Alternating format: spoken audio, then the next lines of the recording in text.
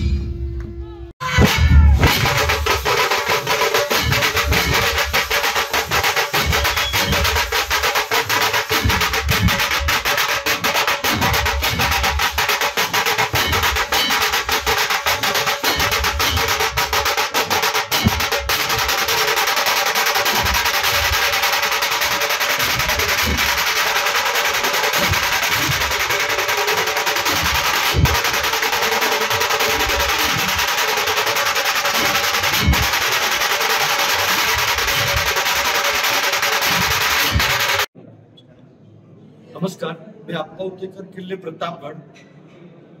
आज नवरात्रीतला 6वा दिवस आहे। आज मशाल महोत्सव आहे। हा मशाल महोत्सव जो आहे हा भवानी मातेला 2010 साली 350 वर्ष पूर्ण झाली स्थापना होऊन। त्यावेळेला आपण हा मशाल उत्सव चालू केला होता। यंदाचं 16वं वर्ष आहे। आपण पूर्ण किल्ल्यावर 366 मशाली पेटवणार आहोत आणि आपण सगळेजणच या शिवकाळात जगण्याचा अनुभव घेणार आहोत। मी आव्हान केलं होतं सगळं शिवभक्तांना, पर्यटकांना। हजारो जण आज किल्ल्यावर हजर आहेत। त्यांच्यासाठी आपण महाप्रसादाची सोय केलेली आहे, पाण्याची सोय आहे उपलब्ध, आरोग्य विभाग आहे। इथले जे सगळे आमचे स्थानिक प्रशासक आहेत, जे पोलीस डिपार्टमेंट घ्या, forest department, revenue department, PWD department, हे सगळेच आम्हाला खूप मनापासून सहकार्य करतात आणि हा उत्सव दिवसेंदिवस खूप उंचीवर जात आहे। इथून पुढे आपल्या सर्वांचं असंच आम्हाला सहकार्य लाभू द्या।